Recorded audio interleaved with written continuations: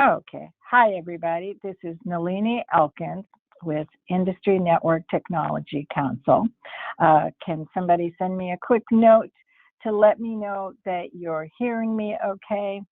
And as always, we are recording this webinar, so then you'll have things after the fact. Great. And if you have any trouble hearing, then just let me know. We've got a number of presenters today, so it'll be more interesting sometimes than just hearing me talk at you. So, as I think most of you know by now, this is a collaborative project with Industry Network Technology Council and the Indian Internet Engineering Society, IIESoc. They are both nonprofits, and we have a grant for most of these sessions from ISIS Asia, which is a part of the APNIC Foundation. And some of the other things that we will be doing are funded by ARIN, the American Registry for Internet Numbers. And so this is a Asia Pacific and North America collaboration. We are hoping to get other regions rolled in, and please do hang around, and we will be looking at Latin America and potentially Africa as well, but it will take us a bit of time. So this is, of course, a multi-year project to focusing on IPv6 deployment at enterprises. We are doing training. That's what this whole these sessions are about. We are also doing a deep dive into security and application conversion, and I will be speaking on that very, very shortly. The idea is to help enterprises plan and see what roadblocks there might be in IPv6 deployment. To that end, we have been doing quite a few webinars. We are now on the second IPv6 and cloud webinar, and then we will be finishing up the APNIC webcast with security that will be coming up. So just a very few words about me, because I think most of you know me pretty well. I've been working in this area for a number of years, with the focus being in particular enterprises and the deployment. Mohit, I believe most of you know as well. Mohit did the lab on DHCP-v6. He is with NITK Suratkal in a very fine institution. He's a professor there. He is also a member of IIESoc, and he specializes in TCP and that whole area. Having said that, he's becoming very quickly an IPv6 expert, and I hope to see NITK offering IPv6 classes. Today, we are fortunate to also have Priyanka Sinha. Priyanka is with TCS, Tata Consulting Services in India. She has a great background in text and data mining from social media, so be careful what you say. And she's also has quite a bit of background in networking from both Smart Edge and Interactive TV. And she is actually now a PhD candidate at one of the fine IITs in India, some of the finest technical institutes in the world. So today, we are also fortunate to have Lee Howard. Lee is currently Senior VP of IPv4.global at Hilco. And Lee has been associated with the IETF and the IAB for many, many years. In fact, he was a co-chair of the V6 Ops and V6 Renum at the IETF. He has a vast wealth of background in many, many areas, many opinions, and it's extremely fun to talk to Lee all the time. And just FYI, Lee, along with Mike Ackerman and I, was one of the original founders of this organization, Industry Network Technology Council. And in fact, our original filing for incorporation as a nonprofit was done by Lee Howard. So it's always a great pleasure to have Lee back again. So let's go ahead and get started. So this is our agenda. We're going to we're going to start first with depletion status, because the question that we would like to discuss is, are people going to start charging for v4? And then I will speak a bit on EULAs, which is, I think, something that we might want to see in the cloud, basically private v6 addressing.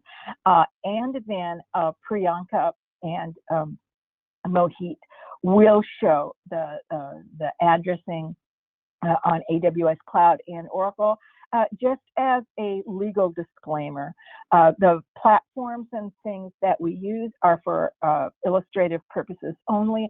INTC is a nonprofit. We do not endorse or represent any specific tool or platform or any supplier. We certainly do not represent either AWS or Oracle, and you should pick whatever you're going to pick based on your own requirements. And this is, as I say, what we're doing is showing you things just as a demo. So let's go ahead and get started. Lee, if you would, why don't you go ahead and speak on IPv4 addresses? Mm-hmm. Thanks, Nalini.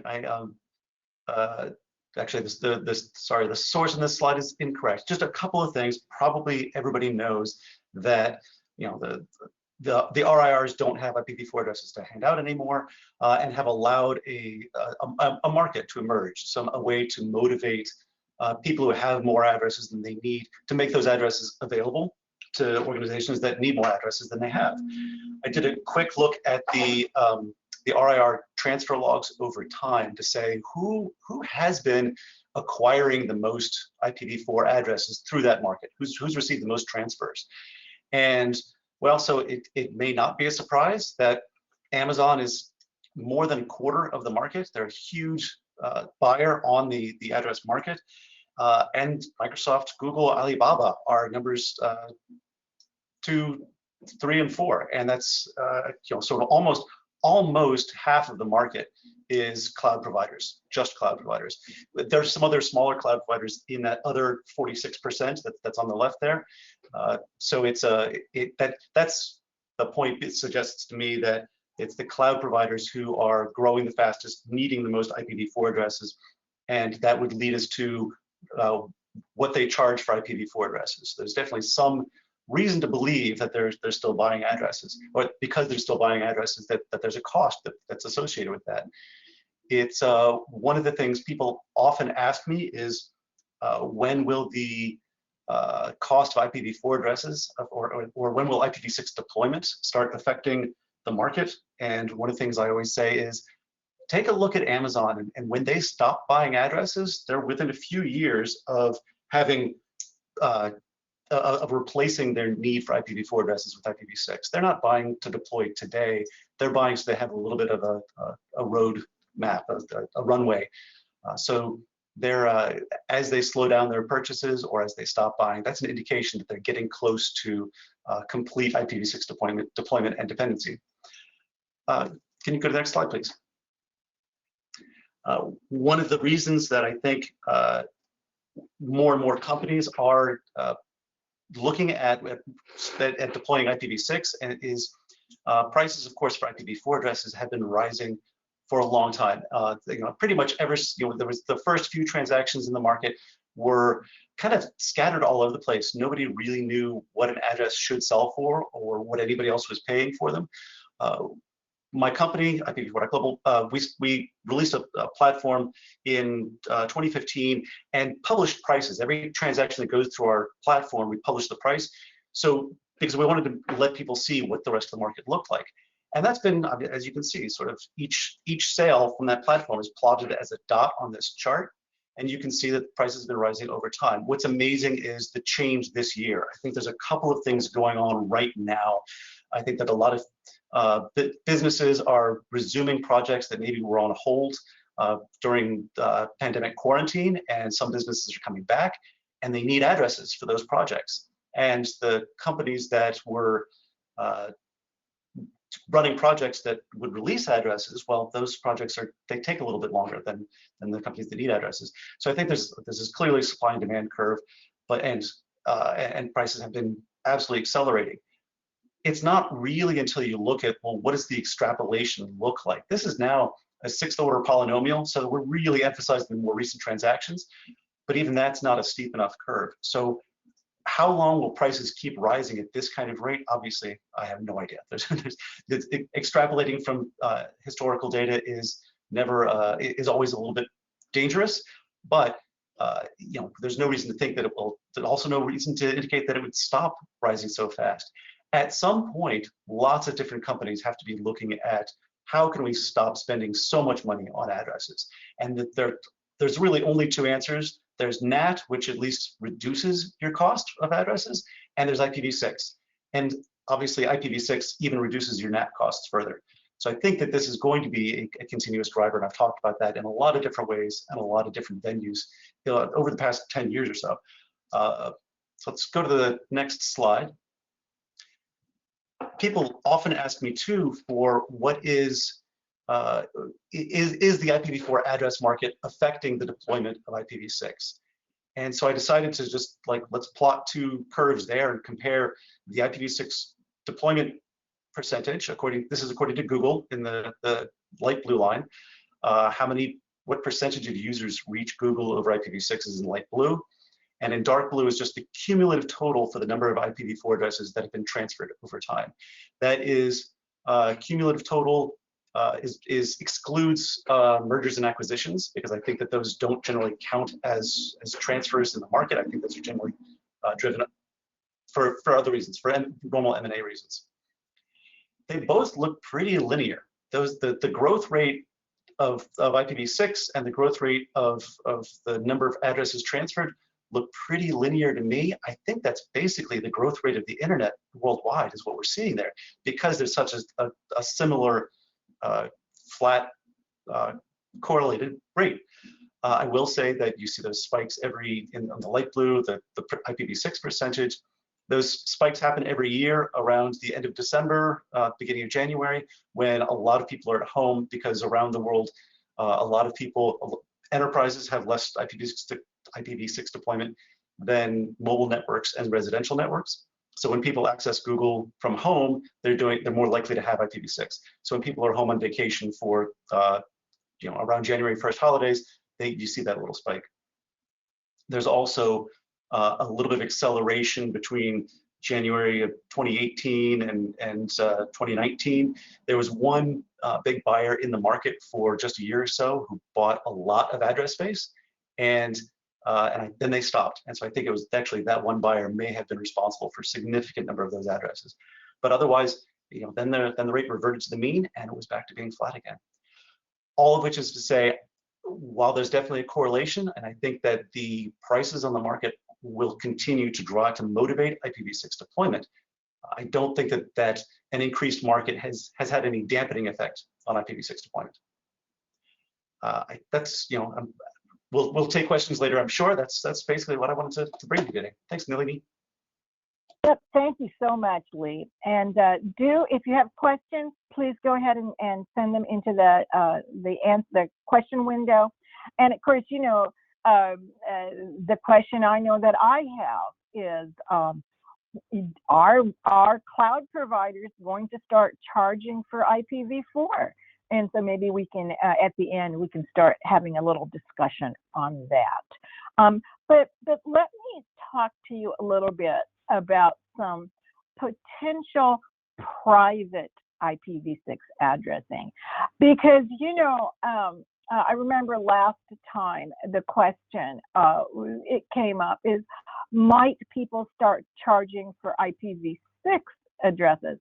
Frankly, I don't see any reason why people should charge for IPv6 addresses, considering I mean, what would be the reason exactly? Is there a shortage? Well, I don't believe there is. So in any case, but let's talk about some private space, which we call EULA. Let's do a quick refresher. You need to have a global unicast address in order to get out to the internet, and it can be a V4 or a V6. So this is, you're going to need a V6 GUA address. If you have a private address, well, that can be either a link local or a site local. If we talk about link local, we're talking about our link local addresses, which we've talked about a fair amount. Again, this is a refresher, our FE80 basically addresses. And here we are. Here's our sample link local. Now V6 routers must not forward link local packets. And so that means that you can indeed talk to everybody on your LAN or your VLAN, but you're not going to be using these as site local. You know, you're not going to be, unless you only have one LAN on your site, which of course, I mean, that's true for home maybe, but nowhere else. So you're not going to be able to use link local addresses at an enterprise. So what do we do with IPv4? Well, we use our 10 dot addresses, or our 192.168, and then we stick a NAT in front. So how do we do that in V6? Well, you know, site local unicast is deprecated. So you're like, oh, for heaven's sake. But we need that, right? We like our site local unicast. So what people are doing is they're using what's called unique local unicast. People call it EULA addresses. So kind of the thinking, and I'm saying kind of with a reason. So the thinking is that, can we use that as for our site local unicast? Well, a couple of things. One, it's very large, so we got quite a bit of room in order to use it. So the question is, of course, is like, okay, so I've developed an address scheme using that for my site, and then I am mega huge bank number one, and I buy little bitty bank number two, who also is using EULA addresses. Today, how do we do that kind of thing? Well, we NAT people off, we wall people off until we get them merged in. And so we need to think about doing something like that with EULA. And so there's some interesting drafts on this. You know, go over to V6 Ops and 6man, and you'll see some of the drafts that are talking about it. And so the questions are, what is exactly the scope? Just because RFC 1918 addresses can't be routed over the internet, nor can EULAs, are they really equivalent? We need to figure out what is the scope. And frankly, I would like to see exactly how they're routing across routers. And that's something that we will try to set up in our lab and see if we can give different subnets, define different prefixes, see if we can make EULAs be somewhat equivalent to RFC 1918 addresses. And the reason is that I think at enterprises we need that. We need that. The question then too is, well, if you've got a EULA address and you can't route it over the internet, how exactly are you going to get to the internet? Well, you're going to need yourself some kind of proxy, load balancer, some V4, hopefully not, some V6 global unicast address. And what if then you start using multiple providers? I mean, if one person is doing a EULA addressing scheme with say Microsoft, and then you've got Google Cloud, and you're using another addressing scheme for your own enterprise. Oh, wait a minute, my head's starting to hurt, you know? I mean, how are you actually doing it? Who's doing this addressing scheme? It's got to be you, right? It can't be the cloud provider. And then if you've got to have something front-ending it anyway, well, I mean, do you really need EULA, you know, to do that? Why not just use a global unicast IPv6 address? One thing you might be interested in is RFC 6281. It's an interesting use of EULA. Well, let me just put it that way. So basically, this is back to my Mac. So apparently, I mean, I'm not a devoted Mac user. I use it, but people who are devotees, they share files and various other things, you know, with all their products. And how are people doing that? Well, apparently it's using EULAs. As I say, that the RFC 6281, one of the co-authors, I believe, was from Apple. But looking at what they're doing, so they've got a socket interface to the client app, and so your Mac or whatever the I thing is has got some kind of EULA address. But looking at what they're doing, they're wrapping it first in IPsec. Well, great. We want to have some security for ourselves. And then, of course, putting it in UDP, and then in a v4 address. So as I say, I think this is a very creative use of EULA. But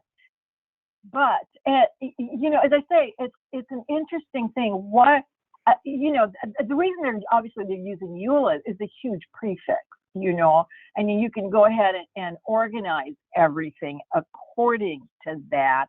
But it's actually EULAs routed over v4. So again, it's a very, very interesting use of EULA, and I suggest you take a look at that draft for some interest. Anyway, let's go ahead and start looking at some things. Let me go ahead and make Priyanka the presenter, and she'll talk to us about her experiences with Oracle Cloud. As I say, again, we do not represent Oracle. So Priyanka, you're up, and thank you so much for presenting.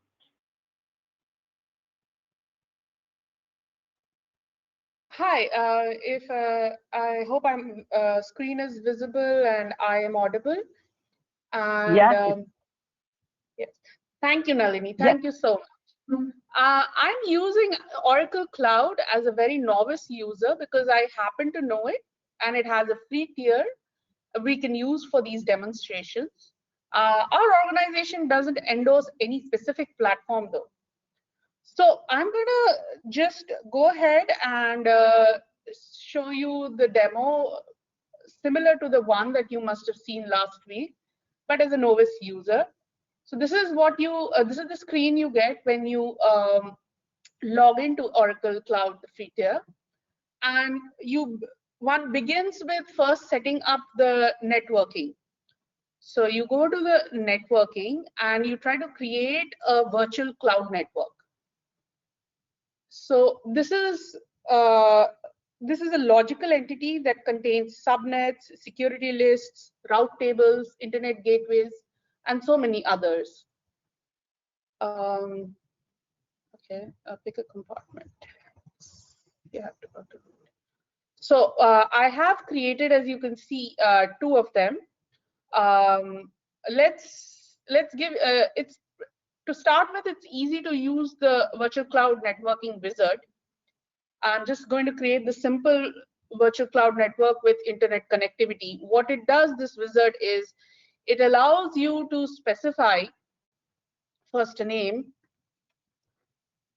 and what are the IPv4 CIDR blocks that you want for your public subnet and your private subnet, and the basic things like an internet gateway, security list, default route tables, etc. So let's just go ahead and say next. And as you can see, this is what it has. This is the kind of a virtual network that it has created, where you have two subnets, a public and a private. For right now, it has IPv4 subnets, and it has an internet gateway, a NAT gateway, and a service gateway. And it has security lists, and we can see the security list for the public subnet. It's like it allows SSH traffic and ICMP traffic, and for the egress, it allows all outbound traffic for all ports. So let's go ahead and create this.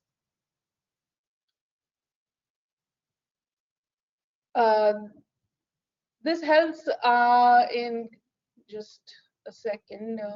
Yeah. So now, how do we incorporate? There are different ways to incorporate IPv6. You could do it just from the beginning, but as you can see on the left side, this logical entity has these CIDR blocks, these route tables, these internet gateways, security lists, NAT gateways, service gateways. So we go to the CIDR blocks here, and we try to add an IPv6 prefix, because right now it only has IPv4 in this virtual graph. So you just go ahead and enable. And yes, this is automatically assigned. A /56 prefix is assigned from everything that Oracle has for this virtual cloud network. Now we want to ensure that for our demo, we want to ensure that the public subnet also has that. So we edit, and we enable the IPv6 prefix block, which is a /64 from a /56. So we just have to add the two other prefixes. So let's just go ahead with this.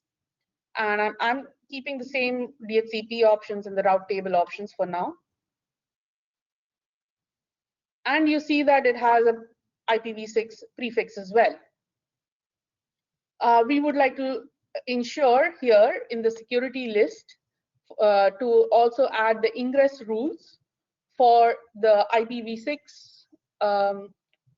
addresses, maybe for TCP, and as you can see, you can do it here for TCP, IPv6, ICMP, and so on and so forth. Let me just add for port 22. And for the egress rules, you can add a egress rule for the same.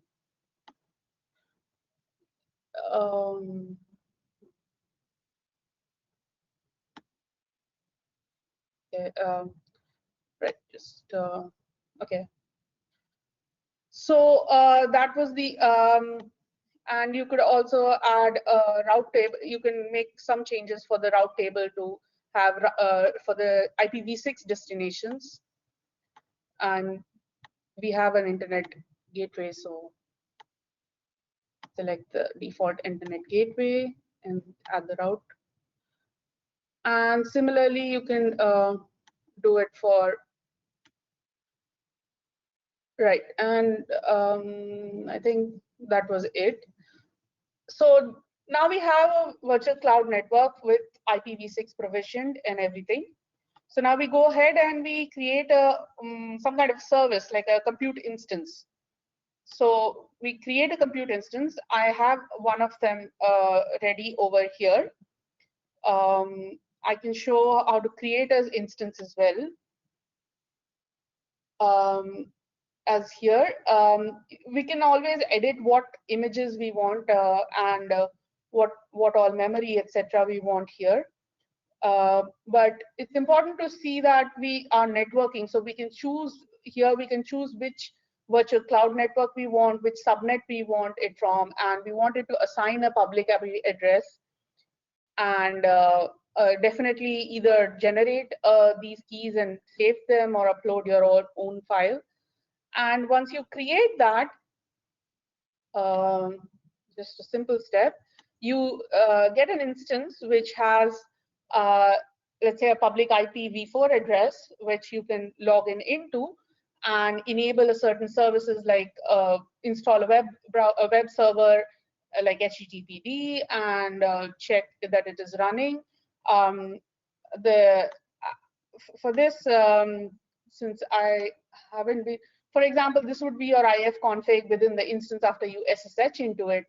As you can see, it has a linked local IPv6 and a local IPv4 address. Now, to access the services, that's the web service, etc., on this or any other kind of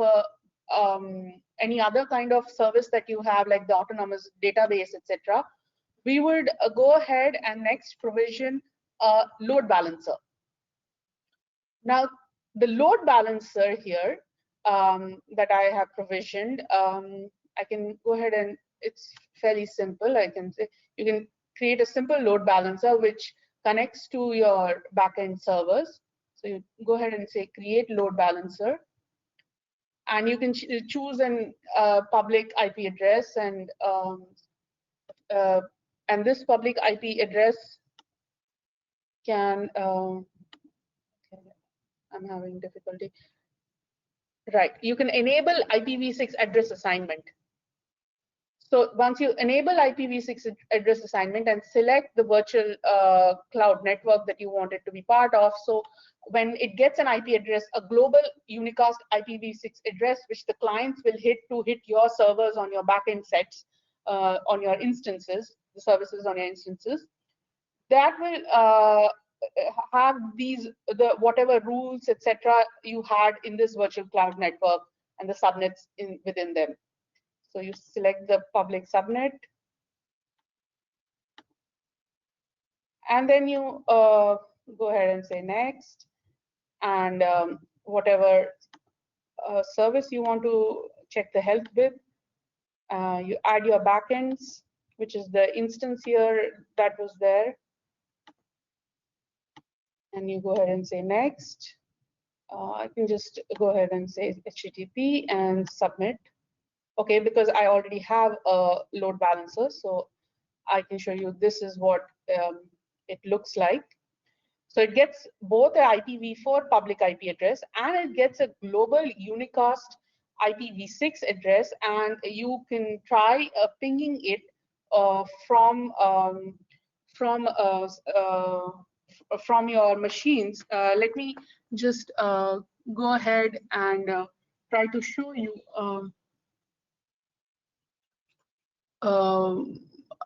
a way to I guess Mohit will definitely hopefully will show you how to ping this from their AWS cloud instance as well. And I'm sure if I'm not able to find the ping thing right now. So when you hit this IP address, and for the different web services that are there, the different ports that are available, you get the service. It transforms through the IPv6 thing. I think that's all there is for the short demo for the IPv6 setup for Oracle Cloud, as I have explored as a novice user. Thank you. Thank you. Thank you. Yeah, thank you so much, Priyanka. That was very, very interesting. So, you know, and I think it's going to help other people. Go ahead and sign on to the free tier. Just start looking around. And you know, see how, you know, how you like it, and see what happens. Again, as I say, we don't represent any platform or recommend any platform. This is just for it's free and publicly available. So Mohit, I'm going to go ahead and make you presenter, and Mohit will now start talking about AWS. Sure, Nalini, thank you so much. I hope you can see my screen and you can hear me okay. Yeah, we hear you fine and we see your screen. Perfect. Thanks a lot. Thanks, Priyanka, for the demo. I'll just try to do my level best with setting up the same things in AWS, and I hope it works when we try to just ping across from AWS instance to the Oracle instance. So let me just set the agenda for what I'm going to talk about and what I'm planning to cover. So the first thing that I will be trying to do is to assign an IPv6 prefix to a virtual private cloud inside Amazon. And once I assign the IPv6 prefix to a VPC, then I will go ahead and assign the IPv6 prefix to the subnets within that VPC. So these are the two steps which should be done in the specific order, because once we have an IPv6 prefix assigned to a VPC, based on that, we will be assigning the prefixes to the subnets inside the VPC. After that, we need to set up a default route for the IPv6 in the route table, because the default route for IPv4 already exists, but there is none for IPv6. So we will do the setup of a default route in the IPv6 for the IPv6 in the routing table. And it's also important to create an inbound rule for IPv6 in the firewall.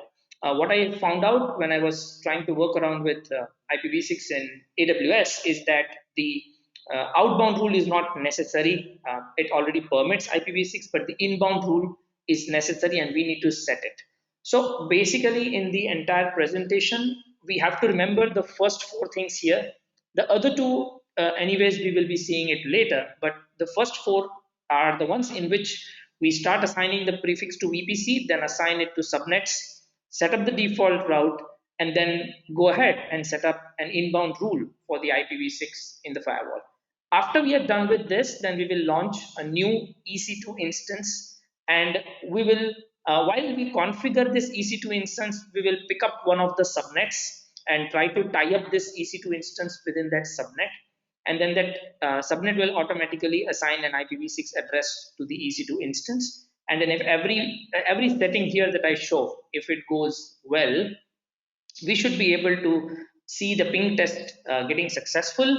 There are two kinds of tests that I plan depending on the time. At least we should be able to do one, that is ping this particular EC2 instance that we are going to create from outside the cloud.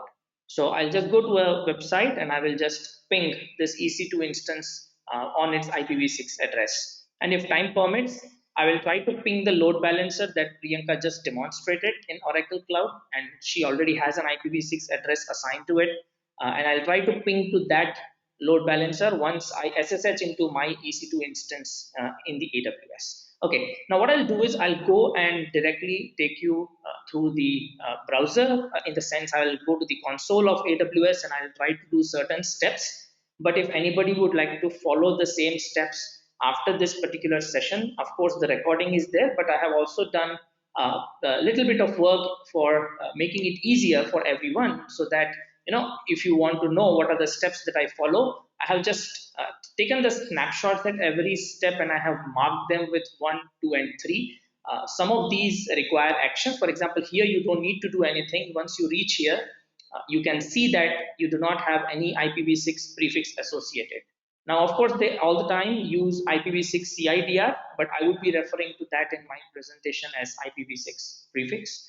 And then what are the steps to be followed? So this presentation slides will be shared later with Nalini, and all the slides will be shared with all the participants. So let's go ahead and directly try to log into the Amazon console.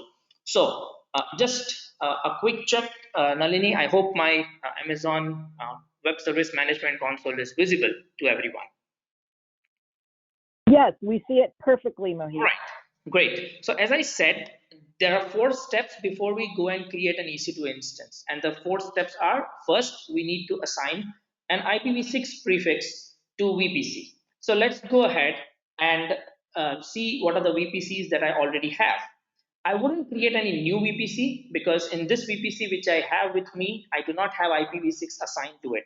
So there's no need for me to create a new VPC. I just did it so that we can save some time in the demonstration. So now once I clicked on the VPC, you can see once I click on this link, it will take me and show what are all the VPCs that I have. Okay, and of course, you can see here that you see there is an IPv6 prefix allotted, but that's because I was doing an experiment yesterday and today for this demo I was practicing, but you can see it's disassociated.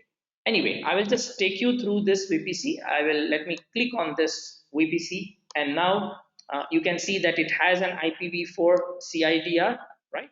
And if you scroll down, you can see when I was practicing, it had given me this IPv6 address, but right now it is disassociated because I used it and then I killed everything. I removed all the prefixes from VPC, from subnets. I removed all the entries in the route table, and I also removed the inbound rule that I had created so that I can do all of this live in this particular session. Okay, so now we know we are inside the VPC. So you can see always, you can keep track of where you are by looking at the top. So this is the VPC where I clicked earlier. Then I went into your VPCs, and now specifically I'm into the VPC that was created earlier. Now I'll go to this actions button here at the top, and it says edit CIDRs. So yes, many of us, we are not habituated to use CIDR terminology with IPv6, but in cloud, as you also saw when Priyanka was presenting, CIDRs are commonly used terminologies, but yes, they all mean prefix here. So now you can see it says you have no IPv6 prefix block associated with your VPC. So I'm going to go and add it, and I'll click this button, and it gives me a pop-up. Now this is something that I found new as compared to when I was working with Priyanka before this session, and where we were seeing what are the differences between both the clouds. So here you can see when you say that I want an IPv6 prefix, it says, do you want to use an IPv6 prefix that is owned by you? And that option is provided. I'm not sure whether that option we could spot on in Oracle, but this is one option that I found. And of course, what I'm going to do is I don't have my IPv6 prefix here with me. I have not purchased it. So I'm just going to go ahead and use the Amazon's IPv6 prefix and let it assign to me an IPv6 prefix by default. So I'll say select this, and now the page has refreshed, and now it has assigned to me a /56. This is something again similar to what you might have seen and noticed in Oracle, that they assign by default a /56 to a VPC. So now the status is associated. So now my VPC has got the IPv6 prefix. I'm done with this part, so I will just close. It will take me back to my VPC console. Now one step is over.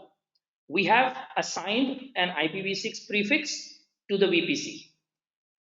Now we have 3 more steps to do, and the second step is to go ahead and assign IPv6 prefix to the subnets. So if you take a look on the left hand side, the next button here says subnets. So let us click on subnets, and it will show all the subnets that I already have. And you can see that there is no IPv6 prefix assigned to any of these subnets. Now, for this demo, I could just go ahead and select one subnet and assign an IPv6 prefix. That's also fine. We can also assign IPv6 prefix to all these 4. So let us just go ahead inside this first subnet, and you can see here that the IPv6 prefix is not available. So we are going to go into the actions button once again and say edit IPv6 prefix. And you can see here, it gives me an option. You can confirm here, it says you have no IPv6 prefix blocks associated with your subnet, right? But you do have a VPC, and there is an IPv6 prefix allocated, and this is the same /56 we got just now, a few minutes back, default from Amazon, right? So now we are going to say, okay, add IPv6 prefix, and it gives me an option. This is pretty similar to what Priyanka was showing in the Oracle Cloud. So I'm just going to say 01. I have 4 subnets, so I'm just intentionally giving it as 01, so that the other 3 I can give as 02, 03, and 04.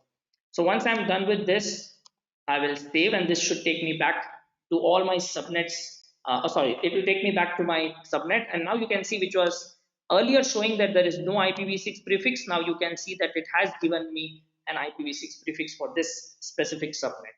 Let me click on the subnets again and repeat it a couple of times so that we just see what is the process of doing it. Again, we can see there is no IPv6 prefix here. So let me quickly go and now finish up assigning the prefixes to subnets. I'll just speed up here a bit. This gives more flexibility so that, of course, you can keep some of your subnets not supporting IPv6, and that's totally fine. That's our choice. But I'm just doing it here so that when we create an EC2 instance, we can select any one of these 4 subnets and it would still work with IPv6 because all these 4 subnets are being allocated IPv6 prefixes right now. Otherwise, at that time, you'll have to remember which subnet is IPv6 enabled and which one is not. Okay, so let me finish off the other 3 as well. The steps remain exactly the same, but just I need to be careful when I give the prefix myself for every subnet. All right, so the last one in series now.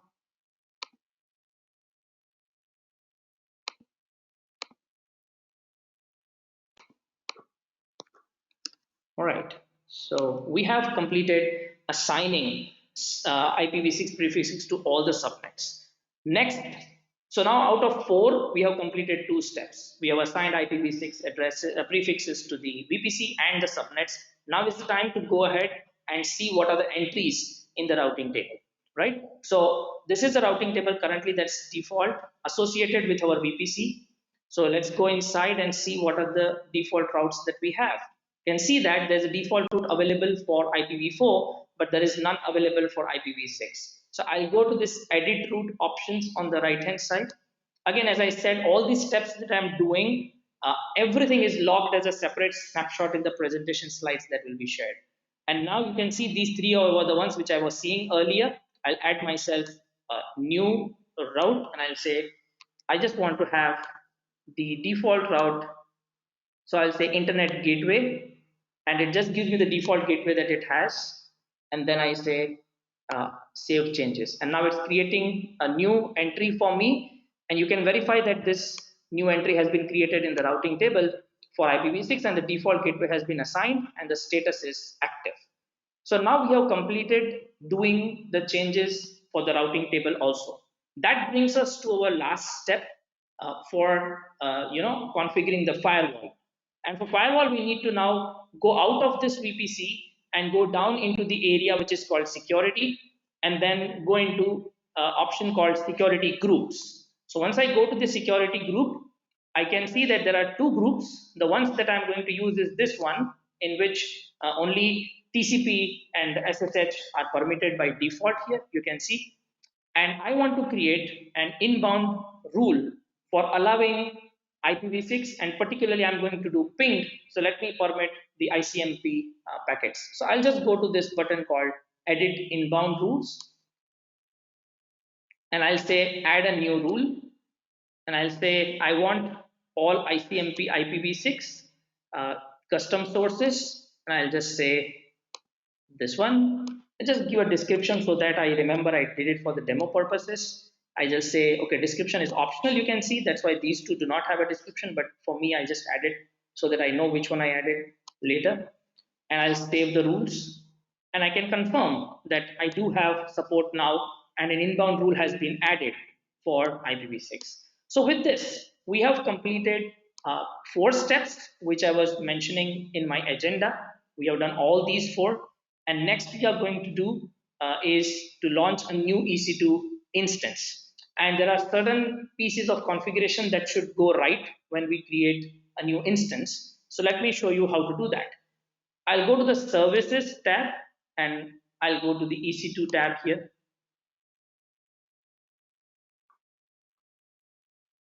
All right. So I'll go to this instance tab and I have to launch a new instance. So I will go here and I'll say launch instances, and then it gives me many options. For the demonstration purposes, I have used Ubuntu 20.04 LTS long-term release. So I'll just say select. These steps are also mentioned in the presentation slides.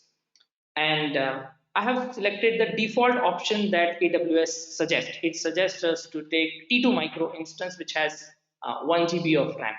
And this should be sufficient for us. We don't need anything further. One important thing to remember is that we should not click on review and launch. We should click on next configure instance details. This is important because we need to select in which subnet we want this instance to be created. So when I click on this, you can see all 4 subnets are here for which I was assigning the IPv6 prefix one by one. Now here I can select anyone randomly because I know all 4 of them have IPv6 prefix assigned. So once I click on this subnet, and you can see that these 2 options open up, in which there is an option called auto assign IPv6, and I would say enable that because we want IPv6 addresses to be auto assigned to this particular instance. And next I can go to storage.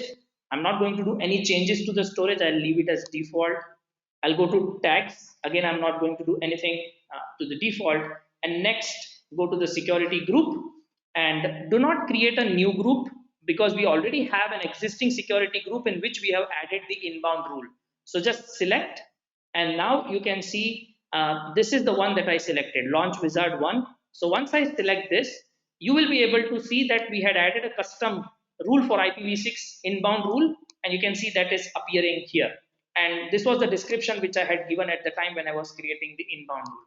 With this, we can now say review and launch. Let me not spend too much time on review. I'll just say launch. I'll say yes, I do have a private key, but this is needed if you want to SSH into this particular instance. We need this private public key pair, and I'll say launch instances. So just let's wait for a minute, and then it should launch the instance. So let me go and see whether the instance is launched, and if I can get an IPv6 address, that would be perfect. So all right, so I think it's still not on. So okay, it's still running, it's not up, but let's see whether we have an IPv6 address assigned to it. It is. You can see here that the IPv6 address has been assigned. I'll copy this IPv6 address which has been assigned to this instance. Let me click again so that you can see the IPv6 address. I have anyways copied it for myself. And let me do one thing. So this is one website, tools.keycdn.com, and it has a ping tester. So let me put my IPv6 address that I got to the instance, and then I say test. And let us see what results we get. Is the instance up or not? Is my screen clearly visible, Nalini? Yes, yes, we can see your screen. All right, perfect. Yes. Okay, so I seem to have issues, so let me log into this tool again. And yeah, I wonder if the thing is not it's not initialized yet. It was open since long time. Oh, there. You can see now there is 0% loss, so it's pinging successfully. No, I had kept the website open, so probably that was the reason. So I just refreshed it, and now you can see the last column here. So I'm able to ping this IPv6 address, which my instance got from this outside website here, right? So the last step that remains, and that might take a little bit of time. So what I can do is I can keep the things ready, but maybe Nalini, you want to take some questions right now because we have about 5-6 minutes left. In the meantime, you take questions. I will just SSH into my instance, and then I will also collect offline the IPv6 address that Priyanka's load balancer has, because I think she has a new IPv6 address. I need to collect it from her via email, and then I'll try to show the ping. But before I drop off the thing for the questions, let me show you what I already did yesterday. Is I already pinged the load balancer that IPv6 address of Oracle Cloud, which Priyanka had set up yesterday, and I was also able to collect the packet traces from my instance. And if I apply the filter, you would see that it pinged successfully between 2 instances. So first was a multicast router advertisement, and then it was from AWS instance, which is 2600, to the Oracle instance load balancer 2603. And even right now, I was carefully observing when Priyanka was presenting, even today she got an address starting with 2603, and my address is 2600. So these are the traces that I got, and we'll be happy to share those traces with you as well. So you can see the address that I got is 2600. So over to you, Nalini, for maybe taking some quick questions. And if time permits, maybe at the end, I will just try to show a simple ping from my AWS instance to Google as well as to Priyanka's IPv6 address of the load balancer. In the meantime, I would also like to request Priyanka to please share the new IPv6 address that she got today during the demo for her load balancer. Over to you, Nalini. Thank you so much, Mohit. That was very, very good. And let me go ahead and take take control back. As I say, thank you so much. So if any questions, please go ahead and put them into the questions window for any of the presenters. And meanwhile, and I have a question for Lee myself,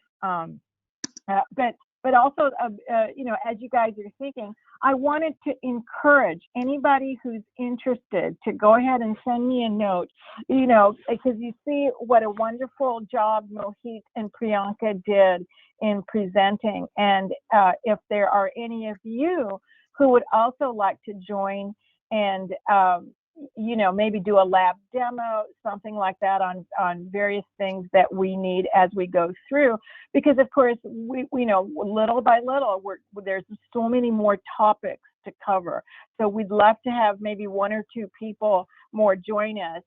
We meet every Monday for about an hour to discuss and then do various things throughout the week. And then of course, we try not to do 4 presentations in a month. We do probably 1 or 2 presentations in a month. So as I say, we'd love to have anybody who's interested.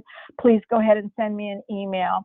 And for right now, we're going to limit it to either the North American region or the greater India, Southeast Asia region, just because the timing gets very, very awkward otherwise, you know, to roll people in. And we already have both India.